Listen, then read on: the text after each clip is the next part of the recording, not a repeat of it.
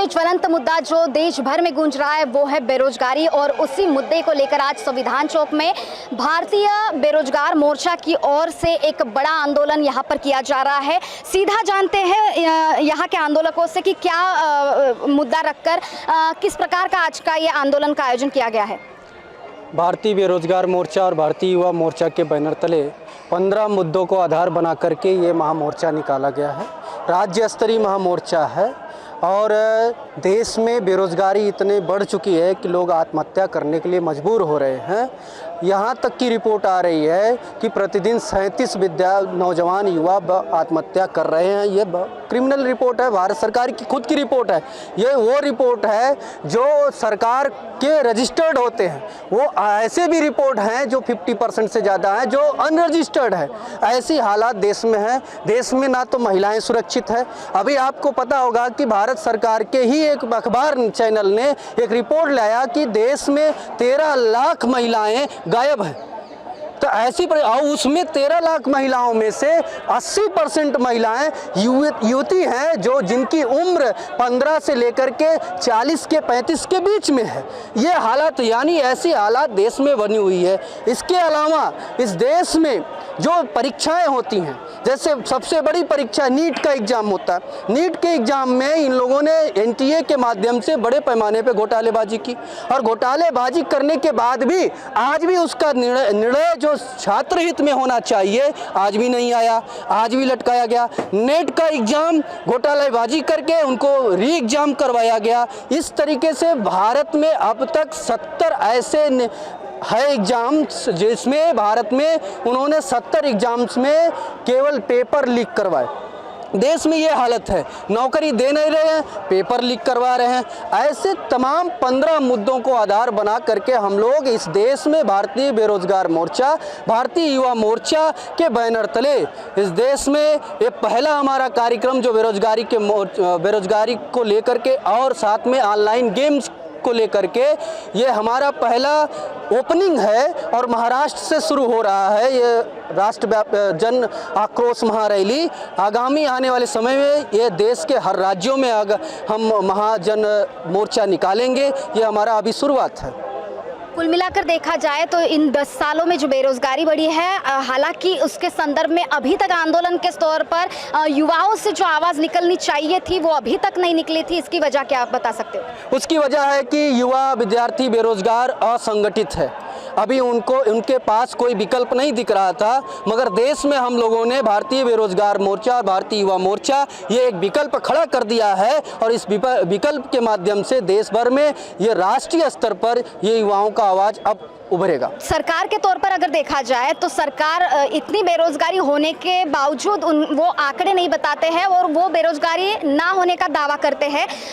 जो रोजगार मेलावा है उनके माध्यम से रोजगार मुहैया कराने की बात सरकार कर रही है। ज़मीनी स्तर पर देखा जाए तो क्या हालात है? ज़मीनी स्तर के हालात तो आपको NCRB का रिपोर्ट देखने के बाद में पता लगेगा कि इस देश में प्रतिदिन 38 सुशिक्षित विद्यार्थी युवा बेरोजगारी के कारण आत्महत्या कर रहे हैं और सरकार के माध्यम से रोजगार मेलावा लगाना ही यह सबसे बड़ा सबूत है कि देश में बेरोजगारी बढ़ चुकी है। अगर होती नहीं तो उन्होंने रोजगार मेलावा नहीं लगाया होता। दूसरी बात कि हमारे बेरोजगारों को, हमारे विद्यार्थी युवाओं को बेरोजगारी का एहसास नहीं होना चाहिए करके ऑनलाइन गेम दे दिए, ड्रीम 11 दे दिया, उसके बाद लूडो दे दिया और इस प्रकार के काफ़ी सारे ऑनलाइन गेम्स में हमारे युवाओं को ज़्यादा करके व्यस्त कर दिया है। उन्हें एहसास नहीं हो रहा है और इसके कारण बढ़ती हुई बेरोज़गारी के कारण ऑनलाइन गेम बढ़ाना और उसमें जो धोखाधड़ी हमारे युवाओं के साथ में हो रही है वह युवाएं आत्महत्या कर रहे हैं। आप प्रतिदिन देख रहे होंगे अखबारों में और TV चैनल पर। तो यह मामला काफ़ी गंभीर है और यह संदेह पैदा होता है इस सरकार के ऊपर में, चाहे राज्य की हो या केंद्र की सरकार हो, वह युवाओं और बेरोजगारों के समस्या के ऊपर कोई भी समाधान कारक वह काम नहीं कर रहे हैं। इसीलिए बेरोजगारी के कारण आत्महत्याओं का प्रमाण बढ़ रहा है। तो आने वाले समय में हम बेरोजगार मोर्चा के माध्यम से हम एक बड़ा आंदोलन पूरे देश भर में देशव्यापी चलाएंगे। 20 से 25 जो प्रमुख मांगे लेकर आप चल रहे हैं, उनमें से प्रमुख मांगे क्या बताएंगे? सबसे पहली प्रमुख मांग है ऑनलाइन गेम्स। आज हम देख रहे हैं कि भारत जो है ये युवाओं का देश माना जाता है, लेकिन इन युवाओं को अच्छी शिक्षा और रोज़गार अगर दिलाई जाए तो ये चाइना से भी आगे निकल सकता है, ये महासत्ता बन सकता है। लेकिन यहाँ के युवाओं को बेरोज़गारी का एहसास ना हो, इसलिए 2 GB इंटरनेट प्रतिदिन उनको प्रोवाइड किया जा रहा है और उनको ऑनलाइन गेम्स के माध्यम से उनका जो भविष्य है वो बर्बाद किया जा रहा है। उनको नशे में उनको झोंका जा रहा है, अम्लीय पदार्थ के सेवन बढ़ रहे हैं और उसकी वजह से जो हमारा युवा है उसको बेरोज़गारी का एहसास नहीं हो पा रहा है और वो दिन ब दिन ऑनलाइन गेम्स के इस चक्कर में आकर आत्महत्या करने पर विवश किया जा रहा है। तो आज हम देख रहे हैं कि वर्तमान में सरकार के द्वारा ही ऑनलाइन गेम्स को प्रमोट करवाया जा रहा है, उनको लाइसेंस प्रोवाइड किया जा रहा है। तो ऐसा कहा जा सकता है कि इस बेरोज़गारी को छुपाने के लिए, युवाओं का भविष्य बर्बाद करने के लिए सरकार ही उनको ऑनलाइन गेम्स की गर्त में झोंक रहा है, ऐसा हमारा मानना है। इसलिए ऑनलाइन गेम्स को महाराष्ट्र ही नहीं तो पूरे देश भर के हर राज्य में इसको बंद करना चाहिए। ये हमारी मांग है और इस मांग को लेकर हम आने वाले राज्य में, जो भी हमारे 22 राज्य हैं, उनमें हम ये आंदोलन करेंगे। कुल मिलाकर भर्ती की हम बात करते हैं बेरोजगारों के संदर्भ में, तो पहले आता है कि कई पूरे शासन स्तर पर देखा जा रहा है कि कॉन्ट्रैक्ट बेसिक पर भर्ती हो रही है, या फिर जो भर्तियां हो चुकी है कॉन्ट्रैक्ट बेसिक पर तो उनको किसी ना किसी कारणवश उन्हें कम करना या फिर उनको त्रास मतलब ये देकर कम करना या फिर निकालना, ऐसे कुछ सभी शासन स्तर पर ये चालू है। इस बारे में क्या आपके जो मांगे रखी है, इस बारे में कुछ मांगे रखी है या नहीं? हमारे ऐसी मांग है कि जितने भी प्राइवेट सेक्टर है, जहाँ पे संविधान में हमें सबको रिजर्वेशन दिया है, लेकिन जहाँ जहाँ पे गवर्नमेंट सेक्टर है या फिर प्राइवेट सेक्टर है, वहाँ पे भी हमारे जो युवक है उनको रोज़गार देना चाहिए, उनको रिजर्वेशन रखना चाहिए। हम इसके बारे में बहुत बार आंदोलन में किए और मुद्दा पे किए, लेकिन ऐसा हो रहा है कि हमारे देश के जो युवा बेरोज़गार है उनको इस बारे में कोई जानकारी नहीं है, उनका हक अधिकार क्या, उनके बारे में पता नहीं है। जब उनके बारे में हक अधिकारी पता नहीं रहेगा तो कि वो किस प्रकार से आंदोलन चलाएंगे या फिर किस मुद्दों को लेकर वो अपनी बातें रखेंगे। तो भारतीय युवा मोर्चा, भारतीय बेरोजगार मोर्चा के माध्यम से हम युवाओं को जागरूक करना चाहिए कि तुम्हारे हक अधिकार क्या है। फिर हक अधिकार है उनको पता चलेगा तो ऑटोमेटिक सरकार के खिलाफ वो आंदोलन करेगा। अगर सरकार के खिलाफ अगर आंदोलन करेंगे, सरकार के ऊपर अगर प्रेशर आएगा तो ऑटोमेटिक जहाँ जहाँ गवर्नमेंट सेक्टर है, प्राइवेट सेक्टर, जिस प्रकार से गवर्नमेंट सेक्टर में हमारे युवाओं को रिजर्वेशन है, उसी प्रकार से अगर युवा अगर बड़ी संख्या में सरकार के ऊपर प्रेशर निर्माण करेंगे तो हो सकता है समय जो प्राइवेट सेक्टर है उनको भी वहाँ पर रिजर्वेशन मिल सकता है। ये निजी सेक्टर में जो आरक्षण की मांग है, इस मुद्दों में रखा गया है। इस मुद्दे में हमने बेरोज़गारी का मुद्दा रखा है कि बेरोज़गारी हर मुद्दों को लेकर, जैसे रिजर्वेशन, नौकरी या फिर प्राइवेट हो, उस सारे में उन सभी इसमें हमको रोज़गार मिलना चाहिए, उस मुद्दा हमने इस मुद्दों में रखा है। जो हमने 15 मुद्दों को लेकर जो आंदोलन कर रहे हैं, इस 15 मुद्दे में जो बेरोज़गारी का मुद्दा है उसमें प्रमुख मुद्दा के तौर पर हम लोग इस पत्रक में छापकर लोगों को जागरूक कर रहे हैं। कुल मिलाकर क्या लगता है कि आगामी चुनाव आने वाले हैं और इस प्रकार से बेरोजगारी का जो मुद्दा आप लेकर चल रहे हैं, तो क्या लगता है इन आंदोलन के माध्यम से और इस तरह से आगे चुनाव पर कुछ असर पड़ेगा, इसका क्या लगता है?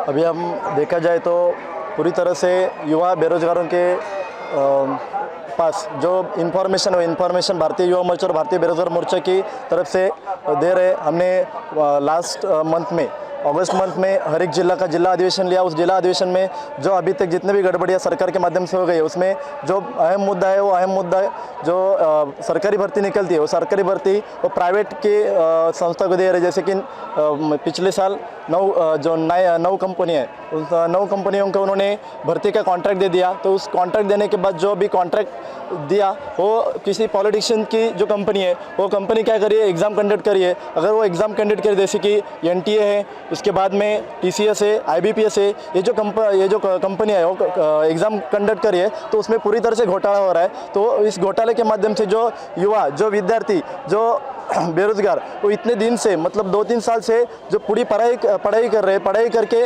दिन रात मेहनत कर रहे हैं, लेकिन मेहनत करने के बाद भी उनको अगर नौकरी नहीं मिल रही है। क्यों नहीं मिल रही है? क्योंकि अब हम देखा जाए तो लैटरल एंट्री लाया UPSC और MPSC में। उस लैटरल एंट्री के माध्यम से जो हमारा रिप्रेजेंटेशन था वो रिप्रेजेंटेशन ख़त्म कर दिया।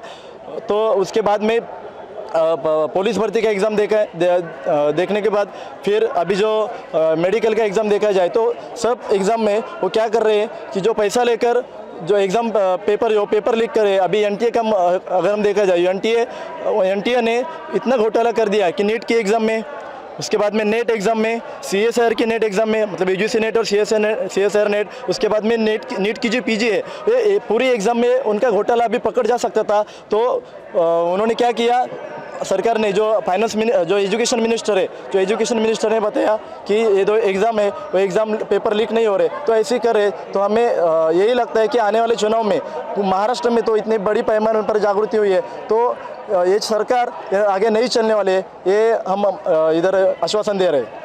कुल मिलाकर बेरोजगारी का जो ज्वलंत मुद्दा है उसको लेकर यहाँ पर संविधान चौक में बेरोजगार मोर्चा की ओर से आंदोलन किया जा रहा है। अब देखना होगा कि कम से कम इस आंदोलन के माध्यम से सरकार की आंखें खुलती है या नहीं। महान्यूज़ 7 के लिए कैमरा पर्सन प्रतीक कलस्कर के साथ आंचल लोखंडे, नागपुर। नागपुर ही नहीं तो विदर्भ के लोगों के स्वास्थ्य को बनाए रखने की जिम्मेदारी अब रिलायबल मल्टी स्पेशलिटी हॉस्पिटल की।